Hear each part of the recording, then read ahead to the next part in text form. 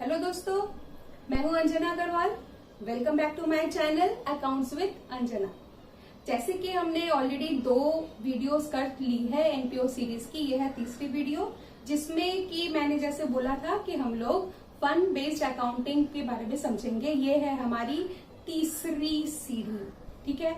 तो fund based accounting होती क्या है, ये क्या कुछ अलग है? फंड बेस्ड अकाउंटिंग, हाँ जी, ये अलग होती है। अब हम चलते हैं नोटबुक की तरफ। हम 2 या 3 सम्स करेंगे जो मास्टर प्रॉब्लम्स होंगे, जिससे आपका कंसेप्ट पूरा क्लियर हो जाएगा, ठीक है। तो हम चलते हैं नोटबुक की तरफ।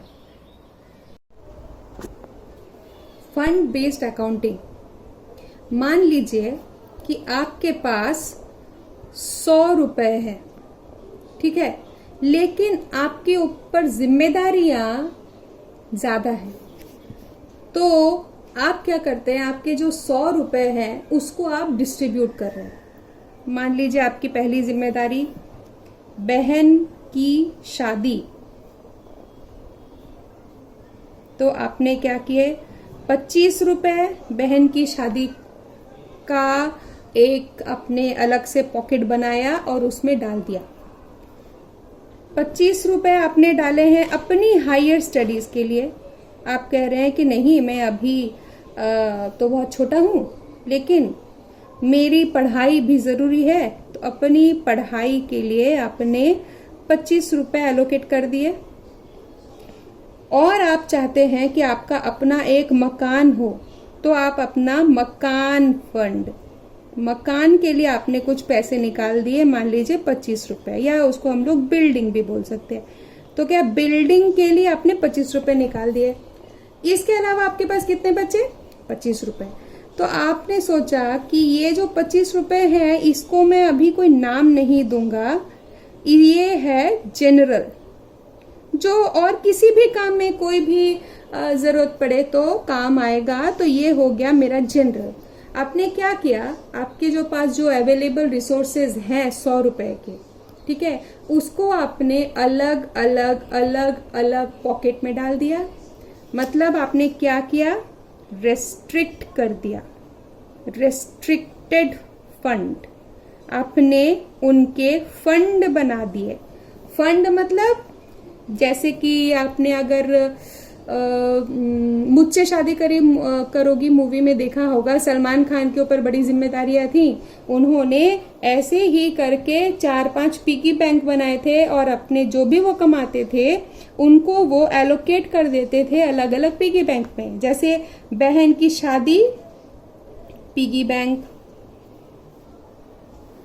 अपनी पढ़ाई पिगी बैंक, मकान खरीदना है या बनाना है एक और पिगी बैंक, और एक और पिगी बैंक है जनरल, जो किसी भी काम में आ सकता है, उसका कोई स्पेसिफिक नाम आपने दिया नहीं।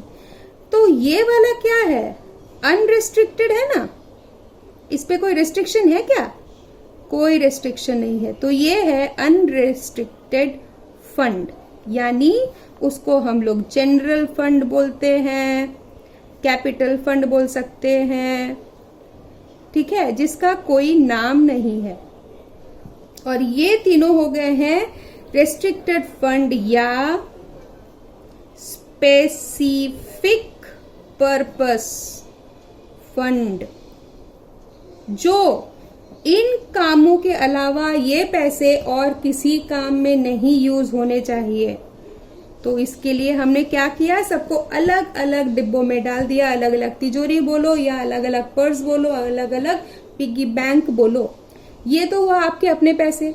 कई बार ऐसा होता है डोनेशंस के केस में कि ऐसे ही कुछ लोग हमें जनरल डोनेशन देते हैं, ले भाई ये जो पैसे हैं तू फ्री है यूज करने के लिए, तेरी जैसी मर्जी तू यूज कर। कई बार लोग बोलते हैं, स्पेसिफाई कर देते हैं, यानी उसको स्पेसिफिक कर देते हैं कि ना, ये जो मैं तुझे पैसे दे रहा हूं इसको तू अपनी बहन की शादी में ही यूज करना, या फिर इसको तुझे तेरे लिए जो घर बनेगा ना उसमें ही यूज करना, या फिर अपनी पढ़ाई में ही यूज करना।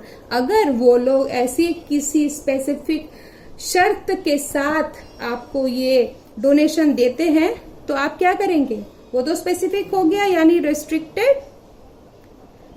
तो ऐसे फंड्स को भी आप इसी में ही डालेंगे। मान लीजिए यहाँ डोनेशन से आपको मिले हैं 50 रुपए आपको जनरल डोनेशन और 50 रुपए शर्त वाले, शर्त के साथ, कंडीशनड, रेस्ट्रिक्टेड। तो ये जो 50 रुपए का जो शर्त है वो मान लीजिए है बहन की शादी वाला। तो फिर ये जो आए हुए पैसे हैं इनको भी हम लोग यहाँ ऐड करेंगे। 50 रुपए बहन की शादी फंड में डोनेशन, इसको क्या बोलेंगे, डोनेशन। लेकिन कैसा donation, specific donation. Opening balance add specific donation. अब मान लीजिए इसमें से मुझे बहन की शादी रिलेटेड कुछ खर्च करने हैं। बहन की शादी करना तो एक बड़ा खर्चा है ही है, लेकिन उससे शादी रिलेटेड कुछ खर्च करने हैं। मान लीजिए मुझे बहन की शादी के लिए उसके लिए कपड़े लेने या मान लीजिए गहने लेने हैं, गहने। तो एक्सपेंडिचर ऑन गहने, तो उसको हम क्या करेंगे, यहां से ही ना निकालेंगे, ना कि और कहीं से निकालेंगे, यहां से निकालेंगे। तो यहां हो जाएगा माइनस गहने। अच्छा, अब यहाँ एक और चीज होती है। मान लीजिए यहाँ पे चाचा ने 50 रुपए दिए, ताऊ ने 50 रुपए दिए और भी लोगों ने 50-50 करके यहाँ पे भाई बहन की शादी के पैसे काफी जमा हो गए हैं। तो यहाँ पे मान लीजिए बहन की शादी में आपके पास 500 रुपए जमा हो गए। अब आपको लग रहा है कि बहन की शादी करने में तो भाई अभी 10 साल हैं, इसको मैं क्यों ना यूज करूं, जो ये काफी पड़े हैं, ये पिग्गी बैंक के अंदर पैसे ये इसी में पड़े रहेंगे तो थोड़ी ना पड़ेंगे, इनको मैं इन्वेस्ट कर देता हूं। चलो इनको मैं इन्वेस्ट कर देता हूं, तो उसका नाम क्या होगा, बहन की शादी इन्वेस्टमेंट। और ये इन्वेस्टमेंट जब बन जाएगी, मान लीजिए आपने 500 रुपए में से 200 रुपए इन्वेस्ट कर दिए और 1 साल के बाद उसमें आपको इंटरेस्ट भी मिला, मान लीजिए 10% यानी 20 रुपीज।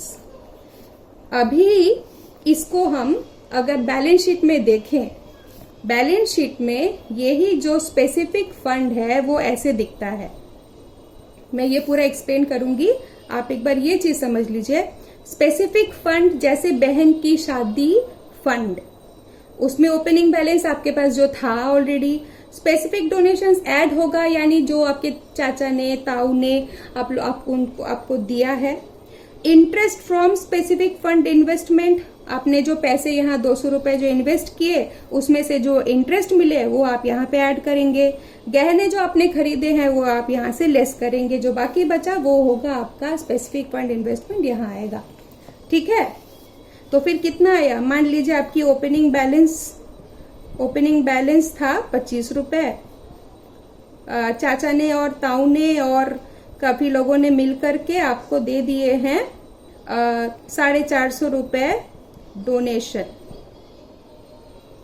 गहने आपने खरीद लिए हैं मान लीजिए 50 रुपए के, और आपने जो इसमें से इन्वेस्ट किया है वो यहाँ आपको बैलेंस शीट में दिखेगा, बहन की शादी इन्वेस्टमेंट।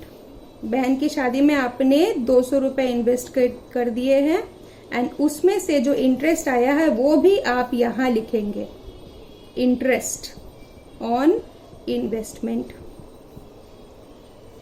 20 रुपए। तो इस टाइप से ये जो फंड बना है वो ही ऐसे ही यूज हो रहा है। ठीक है, मतलब ये जो फंड है ये और किसी भी पर्पस के लिए आप यूज नहीं कर सकते। वैसे ही अपनी पढ़ाई, वैसे ही मकान यानी बिल्डिंग, ये ऐसे ही, और ये जनरल जो आप कभी भी कैसे भी किसी भी तरीके से यूज कर सकते हैं। ये है आपके फंड का कंसेप्ट।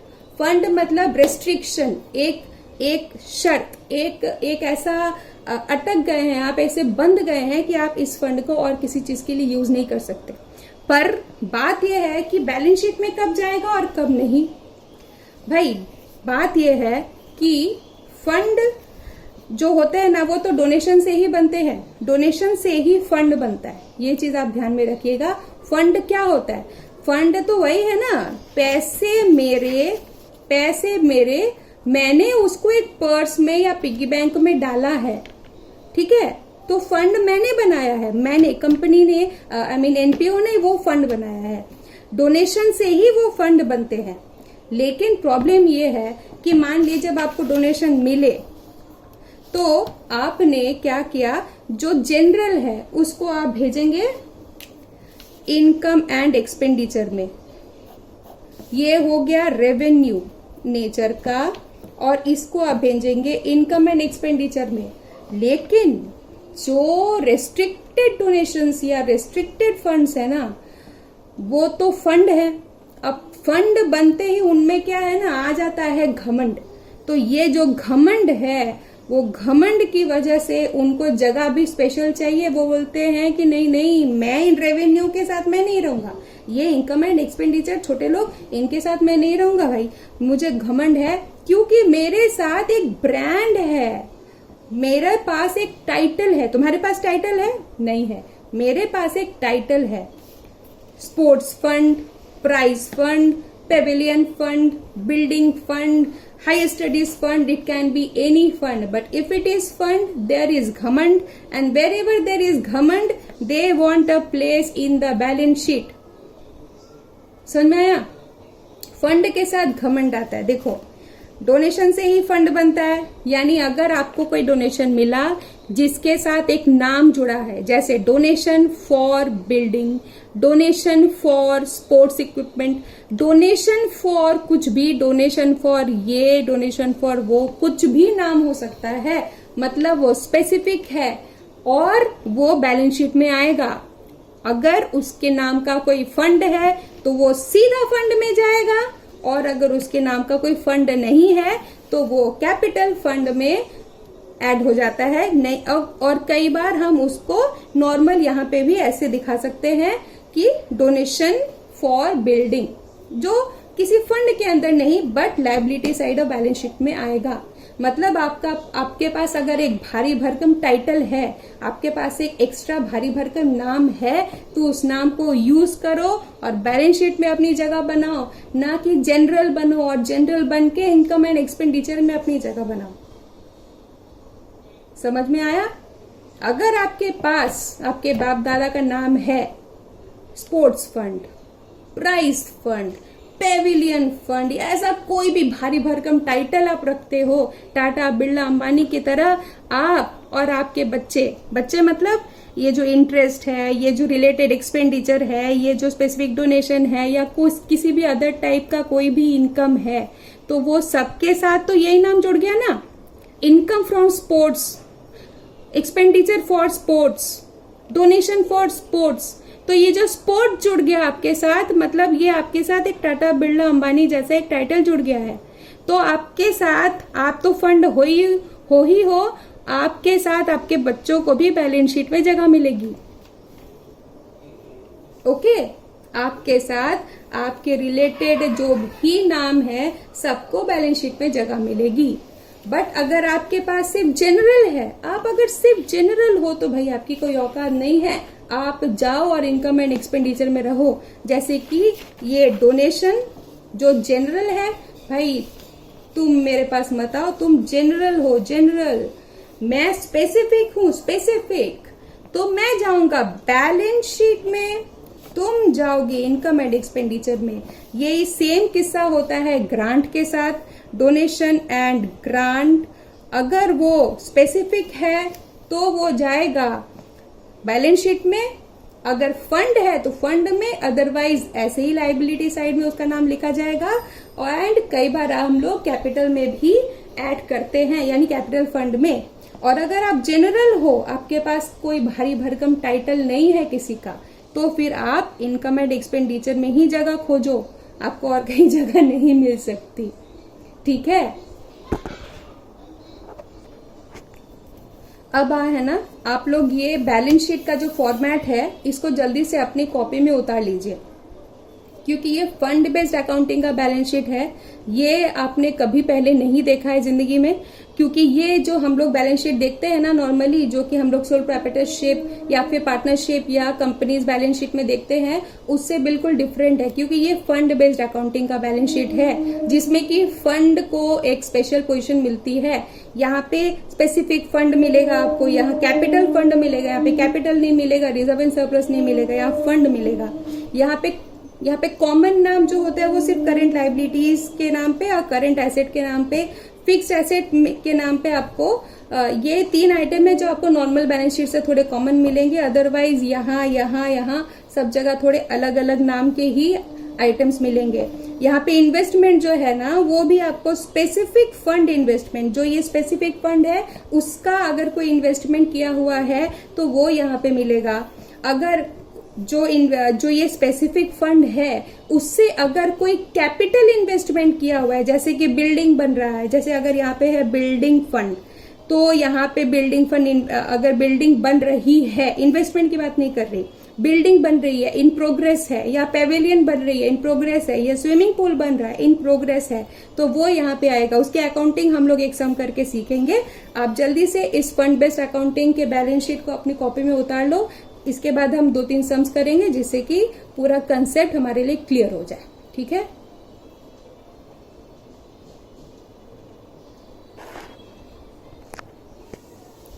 चलिए हम एक सम करते हैं। ये वाला नहीं, ये हम बाद में करेंगे, पहले हम ये वाला करते हैं। ठीक है, आपको दिख रहा है, ये सम? चलिए पढ़ते हैं। How would you deal with these items while preparing final accounts? Final accounts of NPO यानी receipts and payments, income and expenditure and balance sheet. अब आपको ये दिखाना है कि ये वाला जो आइटम है वो कहाँ दिखेगा और किस अमाउंट पे दिखेगा, कैसे होगा, पूरा चीज। ठीक है, चलिए number 1, prizes awarded. Prize awarded यानी 12,000 का एनपीओ ने प्राइज डिस्ट्रीब्यूट किया। इसके अलावा और कुछ दिया हुआ नहीं है, मतलब कि ये एक जनरल खर्चा है, क्योंकि इससे रिलेटेड और कुछ भी इनकम एक्सपेंडिचर कोई डिटेल नहीं दिया हुआ है, कोई फंड भी नहीं है। सबसे पहले देखो, फंड है नहीं है, तो फिर ये जनरल है। अगर फंड नहीं है तो बैलेंस शीट में तो आ ही नहीं सकता। कहाँ आएगा? इनकम एंड एक्सपेंडिचर में। तो चलो हम एक इनकम एंड एक्सपेंडिचर बना लेते हैं। इनकम एंड एक्सपेंडिचर का ये एक्सट्रैक्ट है, यानी एक पार्ट। हम पूरा इनकम एंड एक्सपेंडिचर नहीं बना सकते, इसीलिए तो यहाँ इनकम एंड एक्सपेंडिचर में हम यहाँ लिखेंगे 2 प्राइज अवॉर्डेड 12,000। ठीक है, बी में हम आते हैं। यहां लिखा है prize awarded ₹12,000।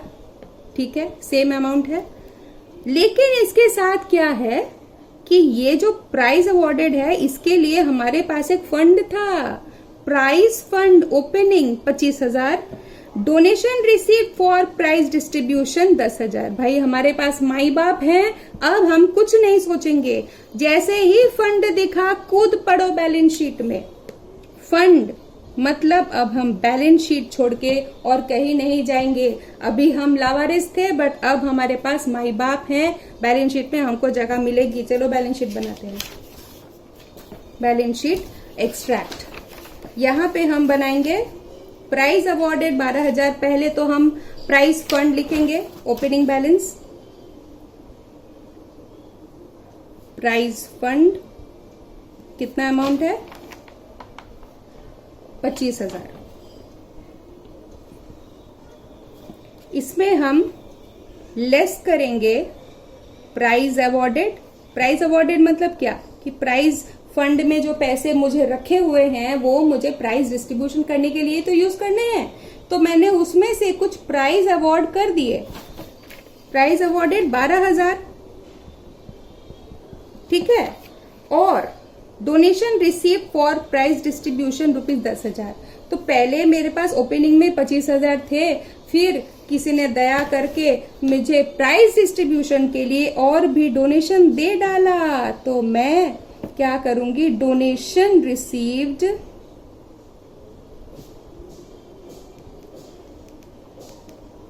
For prize distribution, ये भी मैं यही लिखूंगी। कितना अमाउंट है, 10,000।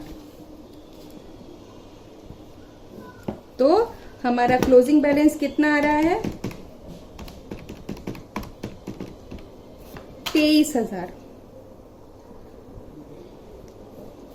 नेक्स्ट सी में क्या है, B plus prize fund investment है। अच्छा, ये हमारे जो पिताश्री हैं इन्होंने शादी कर ली है। Interest receive on prize fund invest, इनके बच्चे भी हुए हैं, तो चलो बच्चों को अपने साथ मिलाना है, ठीक है। तो सेम चीज हम यही वाला एज इट इज उतारना पड़ेगा हमको, क्योंकि फंड तो फंड है, जब फंड है तो फिर घमंड है, घमंड है तो बैलेंस शीट में डाल दो। Prize fund same to same ऊपर वाला कॉपी करेंगे। Prize fund 25,000 minus prize awarded 12,000 plus donation received, ये हमारा एज इट इज हो गया कॉपी। इसके अलावा हमें पता है यहाँ पे प्राइज फंड इन्वेस्टमेंट है 25,000, तो ये जो इन्वेस्टमेंट है ये है एसेट, तो ये हम एसेट साइड में लिखेंगे। प्राइज फंड इन्वेस्टमेंट कितना अमाउंट है, प्राइज फंड के लिए जो पैसे थे उसमें से मैंने 25,000 रुपए इन्वेस्ट कर डाले। Interest received on prize fund investments, इसको तो भाई मैं अपने पास ही रखूंगा, तो फिर हम यहां पर भी लिखेंगे interest received on prize fund investment 2500, ठीक है। तो 23,000 में और 2500 जुड़ जाएंगे, 25,500, और यहां रहेगा 25,000। ये एक्सट्रैक्ट है, बैलेंस शीट को मिलाने की जरूरत नहीं है। डी में क्या बोला हुआ है, C plus interest accrued on prize fund investment ₹6,000, मतलब कि ये तो मिल गया है और ये मिलना बाकी है, ठीक है। परसेंटेज दिया नहीं है तो हम लोग उसकी चिंता नहीं करेंगे, अगर परसेंटेज दिया होता तो थोड़ा हम कैलकुलेट भी करते, बट अभी क्या है कि यही बताया गया है कि इंटरेस्ट रिसीव्ड इतना हो गया है और इंटरेस्ट एक्रूड इतना है।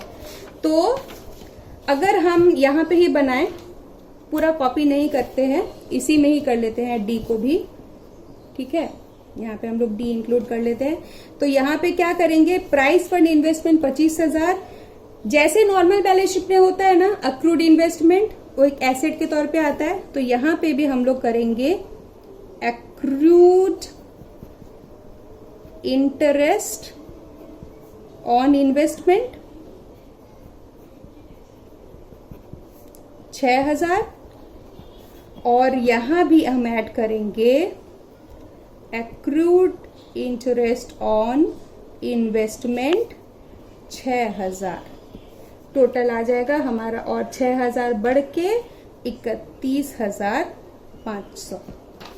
तो बच्चों समझ में आया कैसे फंड की वजह से घमंड आता है, और घमंड आने से क्या हो जाता है, इनकम एंड एक्सपेंडिचर छोड़ के ये सारे छोटे छोटे जो बच्चे हैं वो बोलते हैं पापा का हाथ पकड़ो, चढ़ो और चलो बैलेंस शीट में अपनी जगह बना लेते हैं।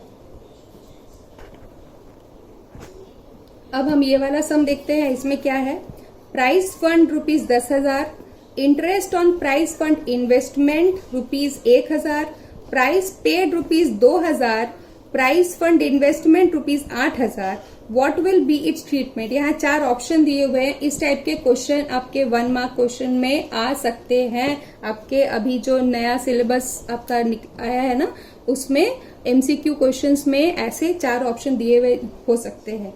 तो ये 1 मार्क के लिए एक बहुत एलिजिबल क्वेश्चन है। तो चलो इसको हम लोग सॉल्व करते हैं। प्राइस फंड 10,000, फंड है मतलब बैलेंस शीट में आएगा। ठीक है, यानी यहाँ पे जैसे ऑप्शन में चारों में ही दिया हुआ है liability side, liability side, liability side, liability side, यानी इनको ये तो पता है कि हमको इतने बेवकूफ नहीं है कि हम इसको इनकम एंड एक्सपेंडिचर का आइटम सोचे। हम इसको जैसे ही हमने फंड देख लिया, हम समझ चुके हैं कि ये तो बैलेंस शीट में ही आएगा। तो बैलेंस शीट में सबसे पहले क्या होगा, ओपनिंग 10,000, मैं पेन से करती हूं। ओपनिंग आएगा 10,000 जो ओपनिंग बैलेंस ऑफ फंड है। उसमें जो इनकम आएंगी, interest on price fund investment, तो ये इनकम है, इंटरेस्ट उसमें ऐड होगा 1,000। प्राइस पेड ₹2,000, यानी ये खर्च हो गए, तो निकाल दो इसमें से price paid ₹2,000। Price fund investment है, अच्छा फंड जी की बीवी, तो ये कहाँ जाएंगी, ये हमारे एसेट साइड में आती है ना, एसेट साइड में इन्वेस्टमेंट मैडम आती हैं। तो प्राइस फंड इन्वेस्टमेंट यहां आएगा 8,000, और ये कितना हो रहा है 10,000 प्लस 1,000 माइनस 2,000, यानी 9,000।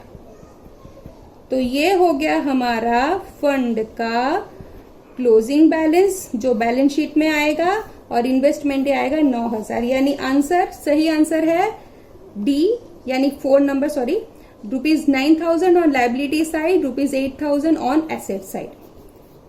ठीक है,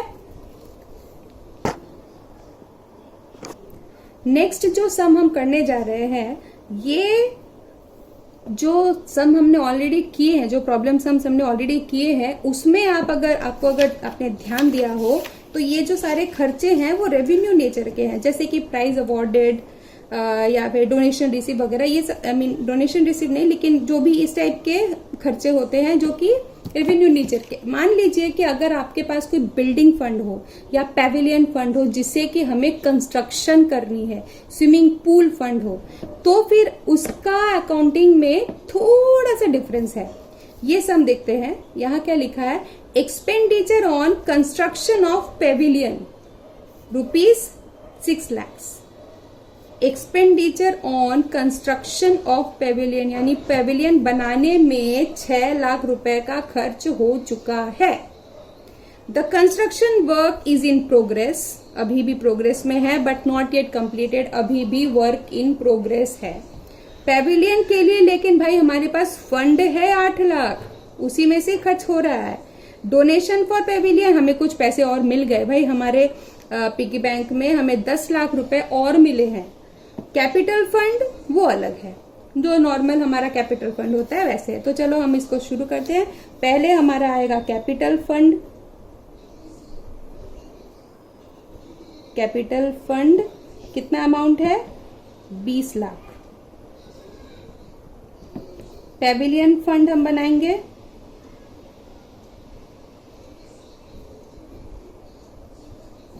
कितना है, 8 लाख। डोनेशन फॉर पैविलियन वो हम ऐड करेंगे, यहाँ पे हमें पैसे मिले हैं। ऑब्वियसली वो कैपिटल फंड में नहीं जाएगा क्योंकि इसके साथ तो नाम जुड़ा हुआ है ना, पैविलियन में ही खर्च करना है इस डोनेशन को, तो फिर हम यहीं पर ही डालेंगे। डोनेशन रिसीव्ड फॉर पैविलियन कितना अमाउंट, 10 लाख। ठीक है, ये तीनों हमने अकाउंट फॉर कर लिए। अब ये तो नॉर्मल जो हमने सीखा वैसा ही है, लेकिन यहां अब एक छोटी सी एक और इंफॉर्मेशन जो है उसको हम क्या करेंगे, expenditure on construction of pavilion. Pavilion जो बन रहा है पूरा बना नहीं है, लेकिन इसमें से 6 लाख रुपए मैंने खर्च कर दिए हैं ये पैविलियन बनाने में। ये पैविलियन बनाने में मैंने यहाँ 6 लाख रुपए खर्च कर दिए हैं। तो ये जो 6 लाख है उसको कहीं तो हमें दिखाना पड़ेगा, क्योंकि आगे चलकर ये पैविलियन बनने वाला है, और ये पैविलियन कहाँ जाएगा, हमारे फिक्स्ड एसेट में। तो हम इसको पैविलियन नहीं बोल करके हम इसको यही बोलेंगे, पैविलियन कंस्ट्रक्शन इन प्रोग्रेस। कितना अमाउंट होगा? जितना का कि खर्चा हुआ है उतना ही अमाउंट होगा, उससे ज्यादा या कम क्यों होगा?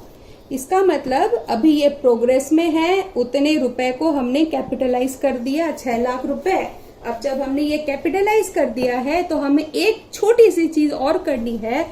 यहां से पेविलियन फंड से हमें 6 लाख रुपए निकालने पड़ेंगे और उनको हमें करना पड़ेगा ट्रांसफर टू कैपिटल फंड। ये एक नियम है जो हमें पालन करना होगा। ये यहां ऐड होगा, transfer from Pavilion fund.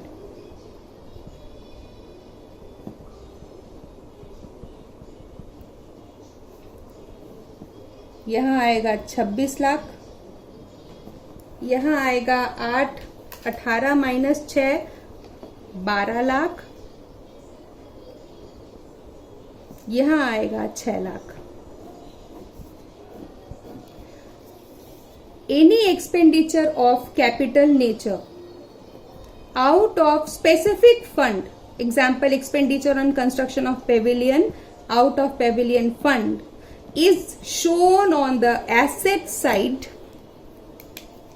Any expenditure of capital nature out of specific fund is shown on the asset side of the balance sheet, and an equal amount is transferred from that specific fund to capital fund.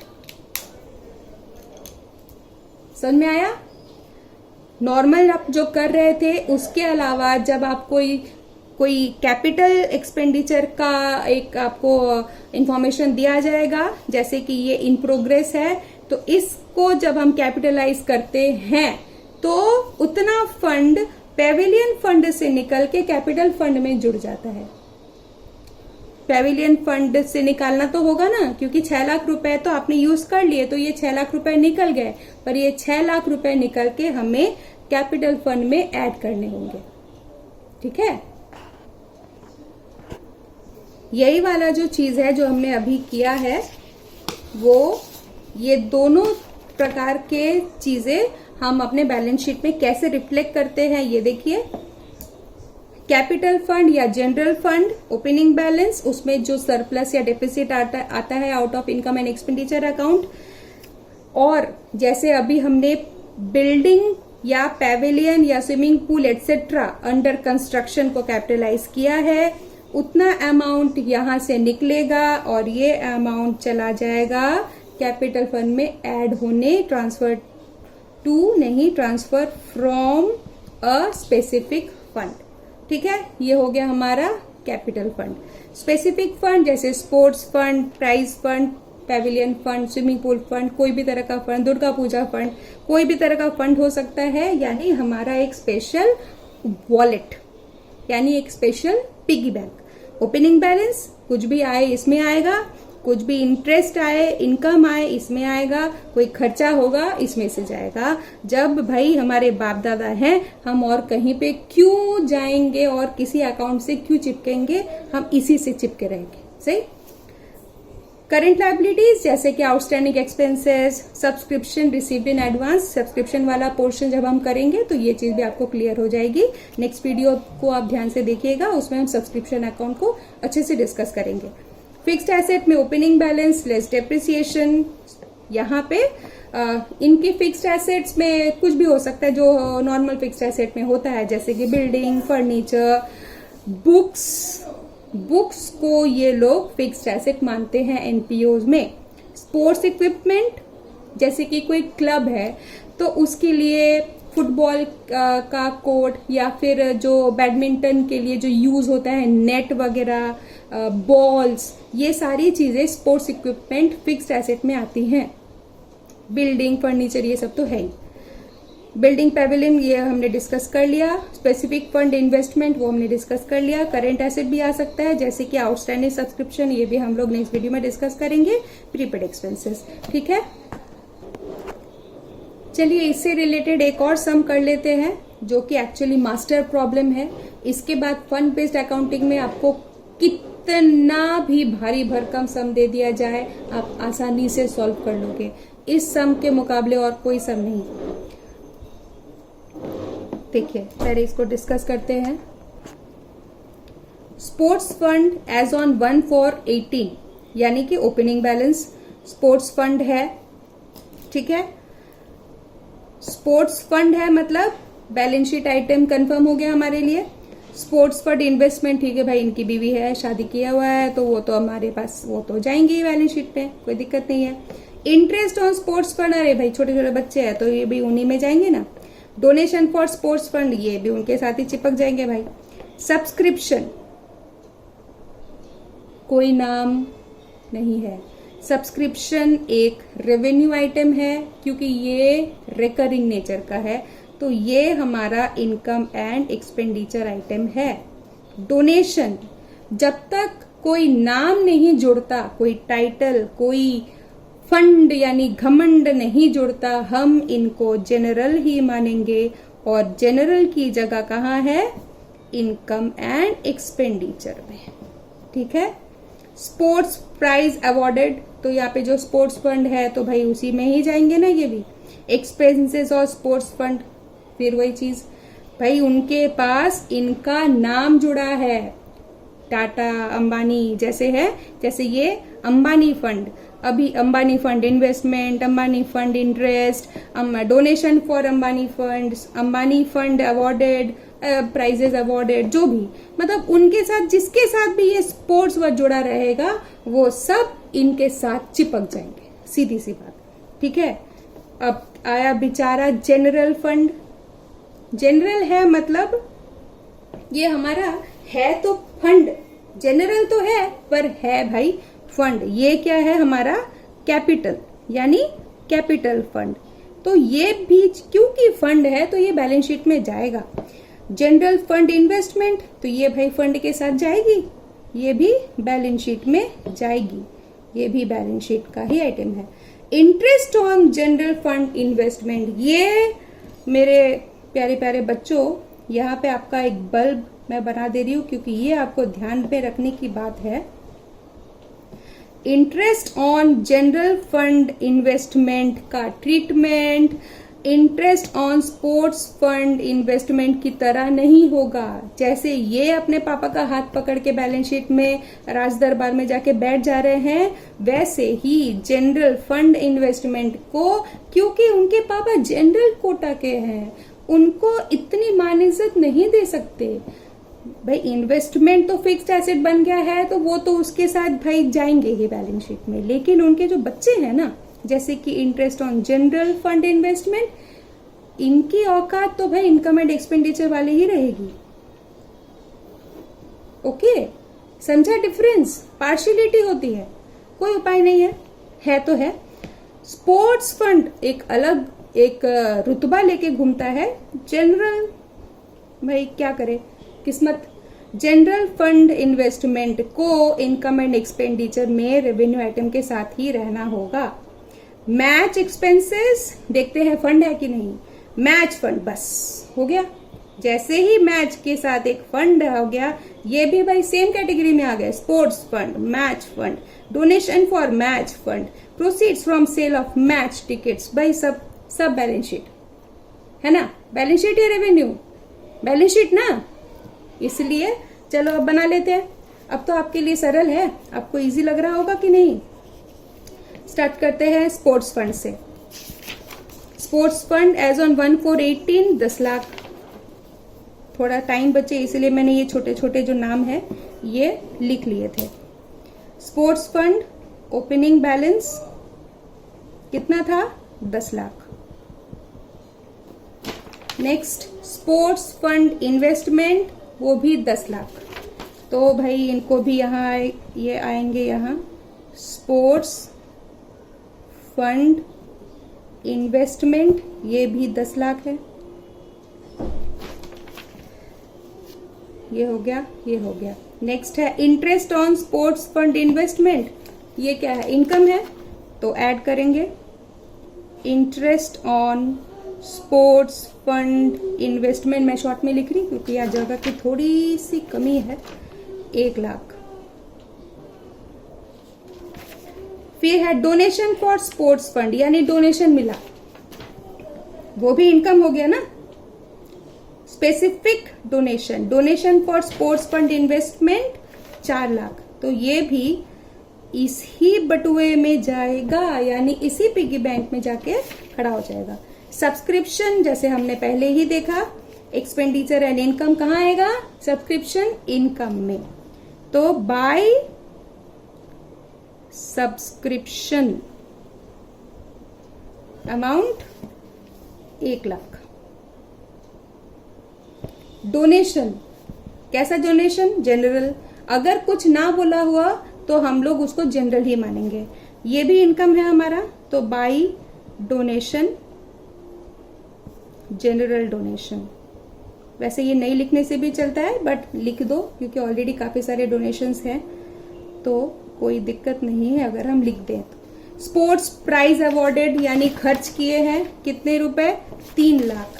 तो sports fund में से prizes awarded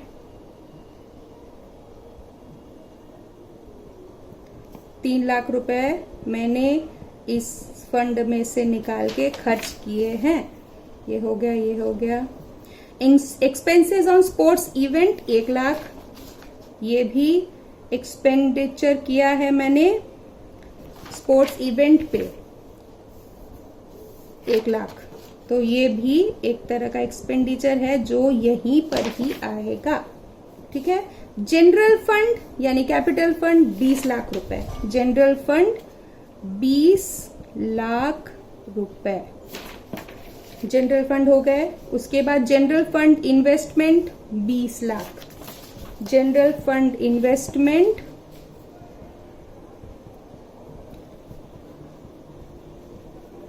ये भी है 20 lakh. Interest on general fund investment, ये एक normal income की तरह इनकम एंड एक्सपेंडिचर में आएगा। इंटरेस्ट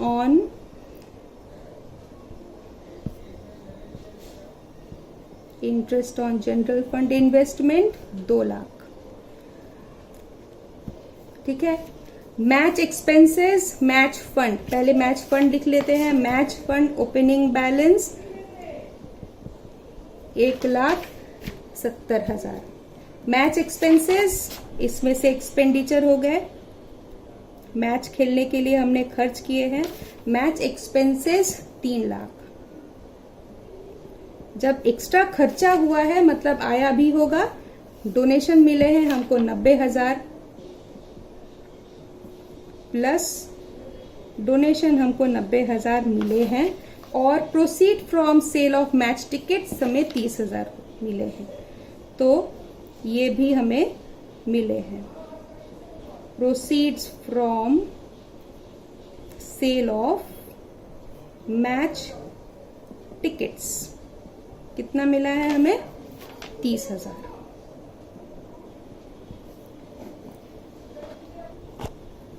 अब हम इनका टोटल कर लेते हैं।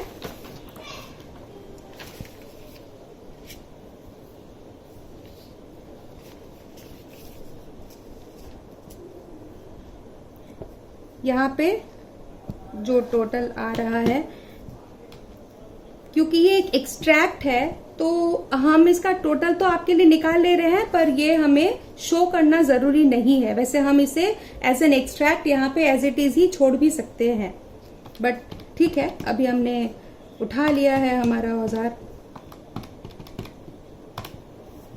3,50,000 आ रहा है। ठीक है, बट इसे हम यहाँ पे सरप्लस के हिसाब से नहीं दिखा सकते क्योंकि ये एक मेयर एक्सट्रैक्ट है।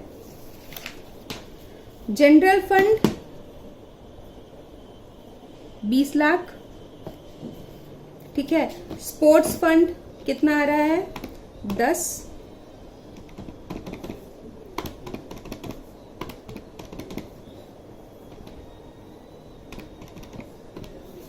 $11 लाख। और स्पोर्ट्स फंड इन्वेस्टमेंट 10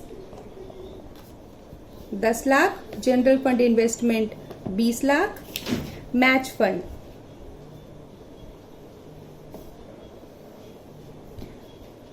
फंड कितना आ रहा है? एक मुझे यहाँ पे तो थोड़ा निगेटिव जैसा क्यों लग रहा है, कोई बात नहीं, अगर नेगेटिव होगा तो क्या करना है वो भी मैं आपको बताती हूँ।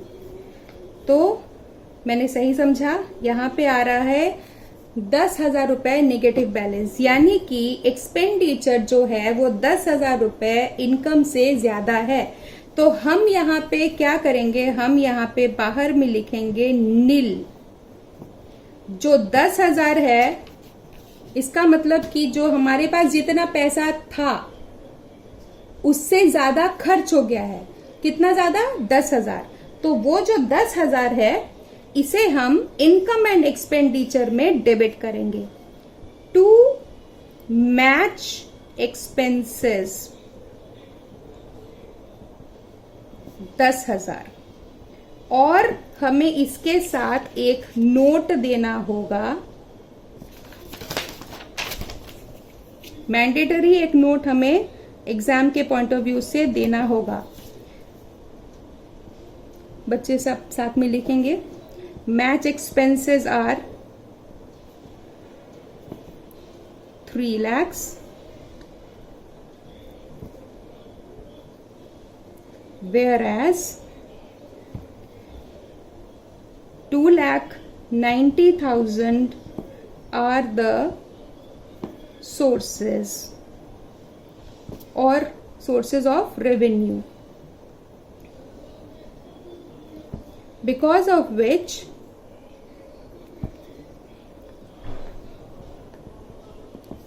there was excess of expenditure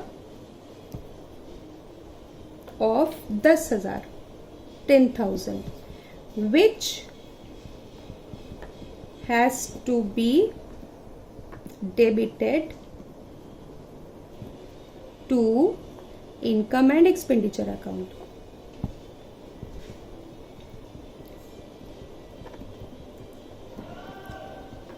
As match expenses.